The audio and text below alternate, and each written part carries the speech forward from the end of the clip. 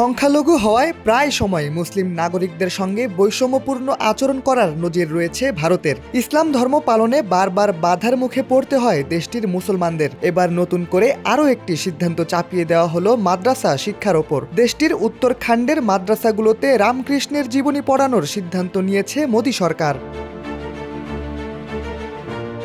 বুধবার দেশটির গণমাধ্যম দ্য প্রিন্টের এক প্রতিবেদনে এই তথ্য প্রকাশ হয়েছে। প্রতিবেদনে বলা হয়েছে, উত্তরাখণ্ড ওয়াকফ বোর্ড সিদ্ধান্ত নিয়েছে তাদের আওতাভুক্ত সব মাদ্রাসায় এখন থেকে রামকৃষ্ণের জীবনী পড়ানোর সিদ্ধান্ত নেওয়া হয়েছে। রাজ্য শিক্ষা পরিষদের পাঠ্যক্রম এ নীতি অনুসরণ করবে।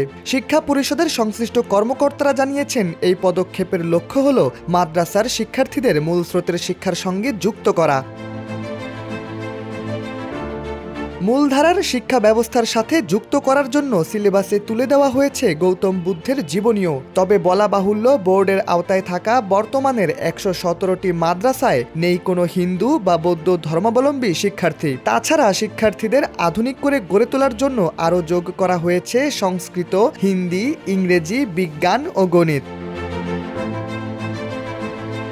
গণমাধ্যমে দেওয়া এক সাক্ষাৎকারে উত্তরাখণ্ডের ওয়াকফ বোর্ডের চেয়ারম্যান শাদাব শামস জানান, যা কিছু পাঠ্যক্রমে অন্তর্ভুক্ত আছে তাই শেখানো হবে। যেহেতু সংস্কৃত উত্তরাখণ্ডের স্কুলে বাধ্যতামূলক, সেহেতু এটিও পড়ানো হবে। রাজ্যটিতে ইতিমধ্যেই অনেক মডার্ন মাদ্রাসা গড়ে তোলা হয়েছে, সেখানে রাজ্য পাঠ্যক্রম অনুসরণ করা হবে। সুতরাং আমরাও একই মডেল গ্রহণ করব।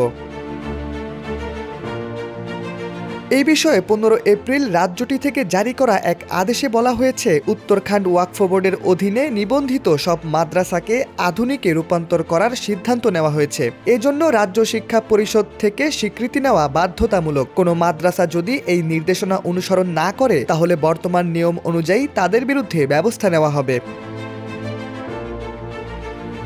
বরাবরই মুসলমানদের ধর্মীয় অধিকার নিয়ে ছিনিমিনি খেলার জন্য বিতর্কিত হয় ভারত। কখনো প্রকাশ্যে করা যাবে না গরু জবাই, কখনো বা প্রকাশ্যে আদায় করা যাবে না নামাজ। সবশেষ ভারতে ওয়াকফ আইনও তুমুল বিতর্কের সৃষ্টি করে। তবে অবশ্য দেশটির মুসলিম নেতাদের বিরোধিতার কারণে সেই আইন থেকে সরে আসে ভারত।